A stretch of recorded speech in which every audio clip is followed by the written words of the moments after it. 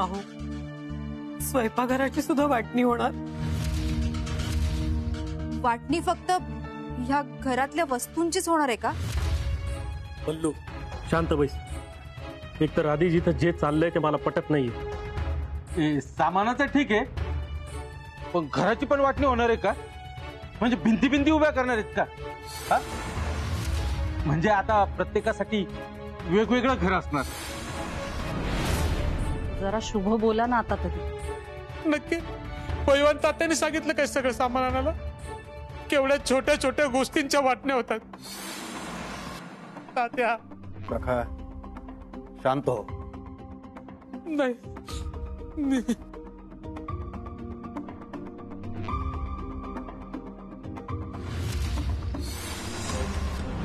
प्रखा तू इकडे ये. तिथे ती वाटणी करण्याची भांडी ठेवलेली आहेत. म्हणूनच इथं बसलोय मी. सका, अरे तात्याने सांगितलं ना सामानात नको बसू म्हणून. अरे इकडे बस, या सामानाची वाटणी होणार आहे. म्हणून इथं बसलोय मी. माझी पण वाटणी करा. अरे असं काय बोलतोयस? माणसांच्या कुठे वाटण्या होतात का? पण वाटणी झाली का सगळी माणसं एकमेकांपासून वेगळी होतात. आणि तुम्ही सगळी माझी माणसं आहात. मी कुणी एकासाठी काम नाही करू शकत. मला सगळ्यांचं काम करायचंय. सखा, अरे या घरासाठी तू राब राब राबलाय. आता कोणा एकासाठी नाही, या संपूर्ण घरासाठी तुला असंच काम करायचंय. बाई, कुठल्या घरासाठी? आता हे घर एक राहणार आहे का? मी नाही हलणार इथं. मी इथंच बसणार. प्रखा हे असा हट्ट करू नकोस बरं. चल उठ. तात्या,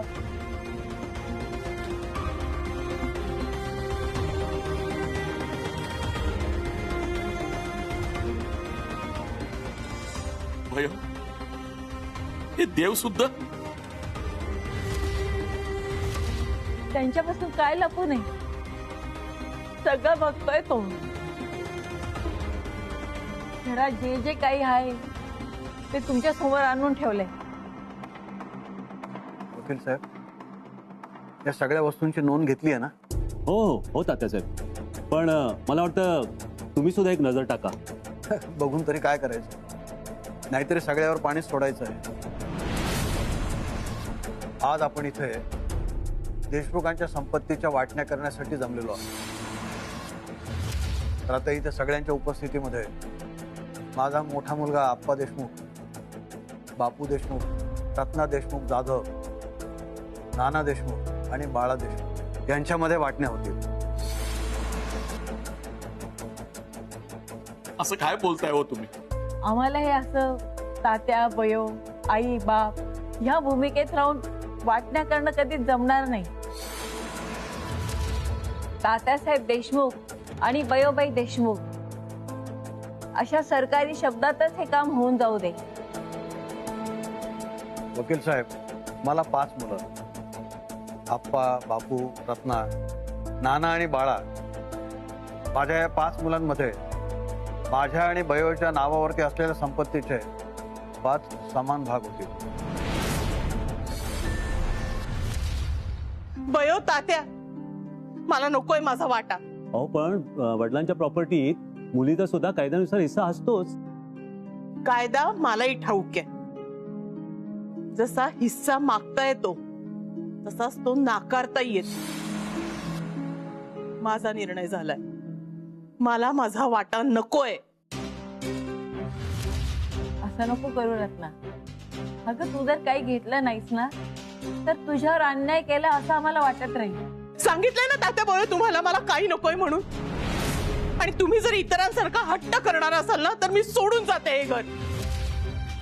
पुन्हा कधीच या घरात येणार नाही मी. रत्ना, अगं असं नको बोलू. आम्हाला पण समजून घे ना.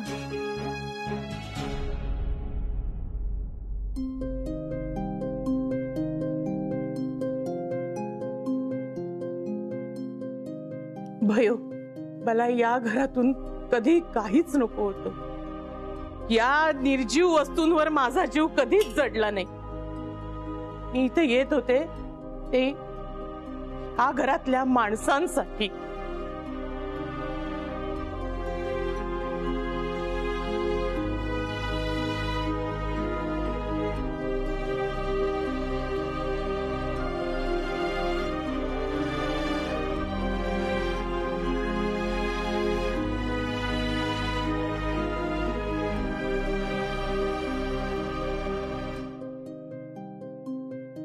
तात्याबाई, तुम्हाला मला काही द्यायचंच आहे ना? हा फोटो द्या मला फक्त. बाकी या घरातलं मला काही नकोय. फक्त फोटो? अगं तुला काय घ्यायचं ते घे ना. तुम्ही म्हणालात ना मला माझ्यावर अन्याय केल्यासारखा वाटेल, म्हणून आपणहून ही एक गोष्ट मागितलीये मी तुमच्याकडे. बाकी माझ्या वाटणीचं जे काही आहे ते तुम्हा दोघांनाच ठेवा. हो, पण मग ते तुम्हाला कागदोपत्री लिहून द्यावं लागेल. सांगा कुठे करायच्या आहेत सह्या?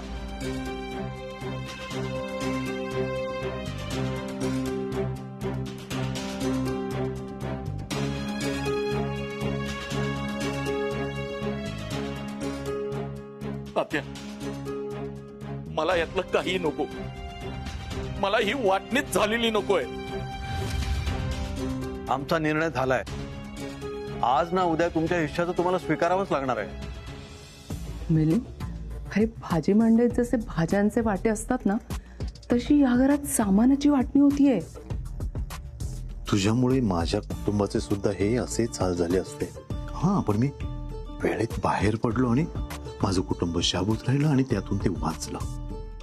मे बी मी तुला तुझ्या कुटुंबापासून वेगळं केलं असेल, पण आता तू माझ्यासोबत मिळून ह्या कुटुंबाला एकमेकांपासून वेगळं करतोस. ए, जरा तुझं तोंड गप्प करतेस का? कुठे काय बोलावं काय बोलू नये याची जराही अक्कल नाहीये तुला.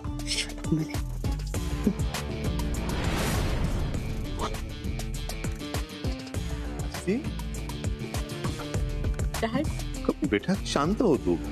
हे बघ, हा जो निर्णय घेतलाय ना, हा तात्यांनी आणि बयोबाईंनी मिळून घेतलाय आणि नक्कीच त्यांनी विचार करून घेतला असणार ना. तू नको स्वतःला त्रास करू. Come on, relax. आप्पा, तुझी शेत जमीन, नानाचा मळा आणि बापूचा गोठा. अरे बापू कुठे गेलाय? आत्ता तर इथेच होता. बहुतेक त्याच्या रूम मध्ये असेल. मी बघून येतो.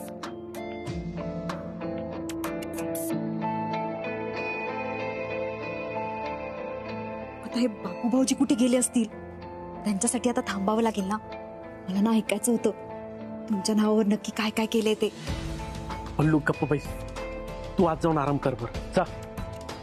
या वाटण्या आपल्या बाळाच्या कानावर नको पडायला. असू दे, त्यालाही कळू दे त्याच्या हक्काचं काय काय आहे ते.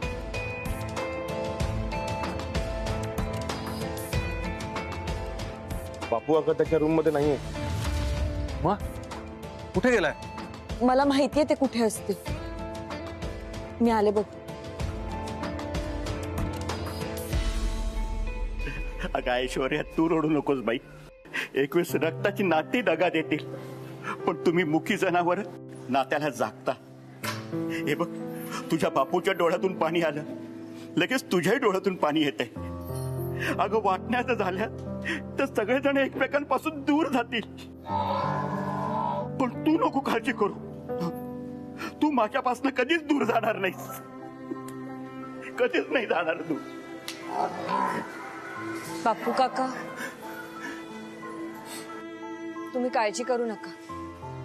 ऐश्वर्या तुमच्यापासून दूर नाही जाणार. अदिती, अगं वाटण्यांमुळे सगळं घर भरडलं जाते. एकदा माणसाला हाव लागली ना तर तो काही सोडत नाही. हो, पण मग यासाठी वाटण्या थांबवायला हव्या. अगं अदिती, तात्या बयोचा निर्णय झालाय. काही जणांना वाटण्या हव्या आहेत, पण मला नकोय.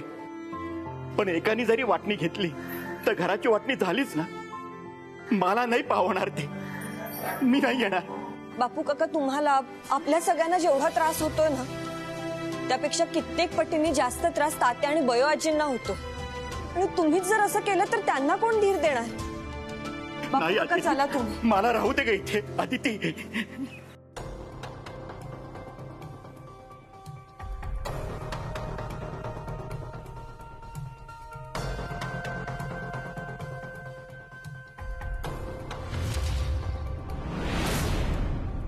ज्याची खोली जितकी जवळ त्यानुसार हे भाग केलेत. घरातील तितक्या भागावर यापुढे त्याचा हक्क राहील. थांबा. काय चाललंय हे? मला वाटलं होतं वाटण्या फक्त कागदोपत्री असणार आहे, पण हे घराचे भाग, या रेषा, हे काय आहे? बाई शांत हो.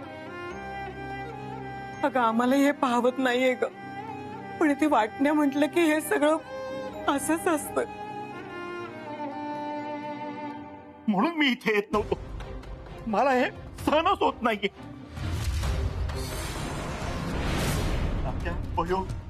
थांबव हे. बापू, हे सगळ्यांनाच आवडतंय असं काही नाही. तात्यानी बहिणी ठरवलं म्हणून सगळ्यांच्या डोळ्या देखत वाटणी झालेली बरी, म्हणजे परत पुढे कधी वाद व्हायचा नाही. तू तिथंच थांब आता, आणि हो, तुझ्याच भागात उभा राहा. म्हणजे काय या रेषा कायमच्या असणार आहेत घरात? तात्या, बयोआजी, प्लीज प्लीज थांबा हे सगळं. हे बघा, मी आता शेवटचं सांगतो. आमचा निर्णय झालेला आहे आणि आम्ही या कागदपत्रांवरती सह्या पण केलेल्या आहेत. तेव्हा कुणीही आता आम्हाला अडवू नका. वकील साहेब, बोला पुढे. आता भांडी आणि फर्निचर या सगळ्या वस्तूंची आपण वाटणी करतोय. हे मोठं पातेलं आणि ती कढई आप्पांना, आणि हे मोठं पातेलं आणि कळशी बापूंना. थांबा थांबा, एक मिनिट. हे पातेलं माझ्या माहेरून आलंय. पल्लू, असू दे, आपण दुसरं घेऊ. असू दे कसं? नाही नाही, माझ्या माहेरच्या आठवणी आहेत त्यात. मला हवंय हे पातेलं.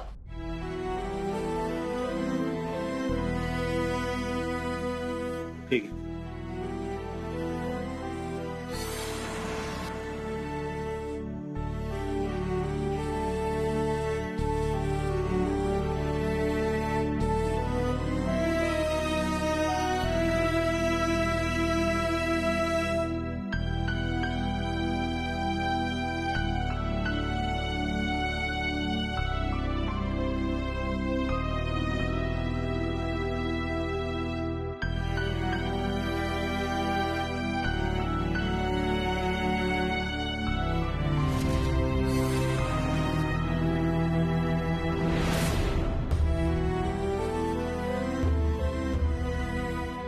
बयोबाई, थांबवा ना हे सगळं.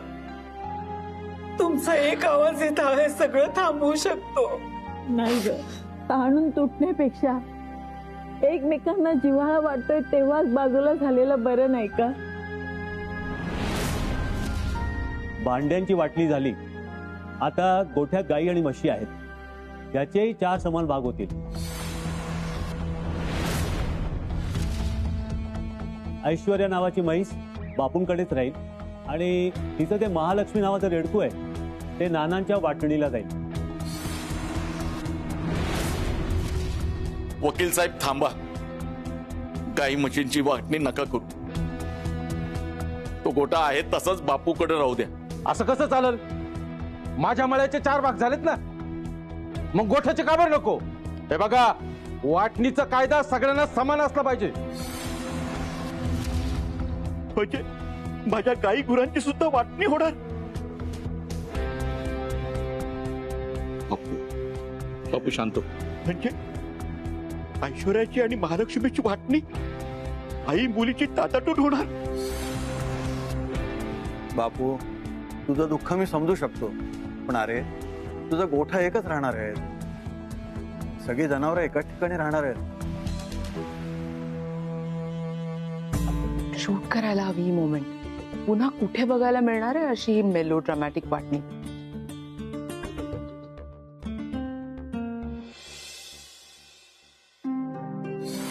बरं, आता सगळ्या गोष्टींची वाटणी झाली आहे आणि त्या सगळ्यांची नोंद मी या कागदपत्रांमध्ये केलेली आहे.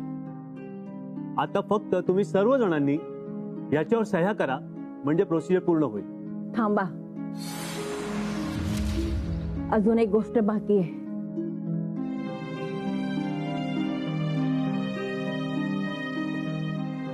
तर वकील साहेब म्हणाले त्याच्याप्रमाणे सगळ्यांच्या वाटणीचं दिलेलं आहे.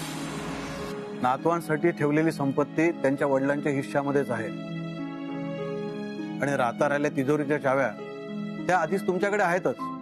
आप्पा, तुझी चावी परत देतो आम्ही तुझ्याकडे. नाही तात्या, ती तुमच्याकडेच राहू द्या. अरे सगळ्यांच्या चाव्या दिल्या आहेत, तुझी चावी ठेवून आम्ही करायचं तरी काय? आता कुठलीही जबाबदारी नको आहे.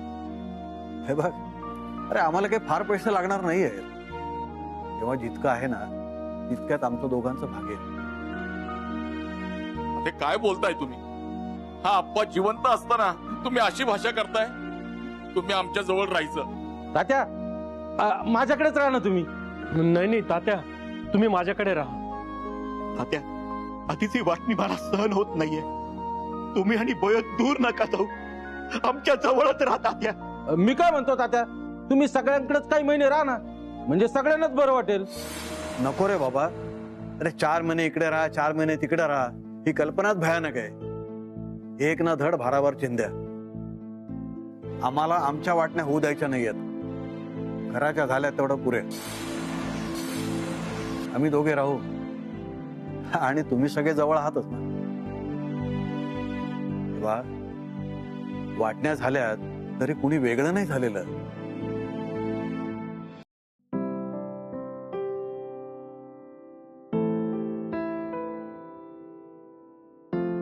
अर्चना, ये. ताई नाही ना इथे, तूच ये.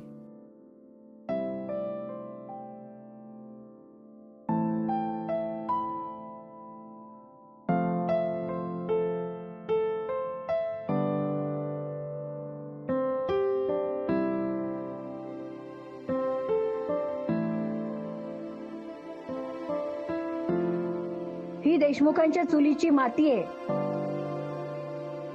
या घरात गोकुळ निवासामध्ये आजपर्यंत एकच चूल पेटली आणि सगळ्यांची पोटं भरली. पण उद्यापासून 4 चुली पेटणार आहे. आपल्या जुन्या चुलीचा आशीर्वाद आहे ही माती. ही माती राहू दे प्रत्येकीजवळ. कधी तुमच्या नव्या चुलीला जर भेगा पडल्या ना, ते या मातीने लेपा. तुमच्या प्रत्येकीचं आपापलं छोटं कुटुंब आहे, पण आपल्या संपूर्ण कुटुंबाचा आणि नात्यांचा विसर पडून देऊ नका.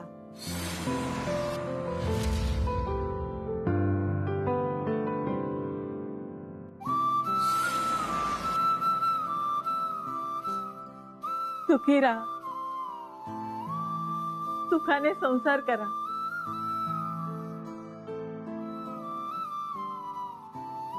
साहेब, कागदपत्रांमध्ये थोडे बदल करायचे आहेत, ते मी करतो आणि तुम्हाला कळवतो. चला, येतो मग. नमस्कार.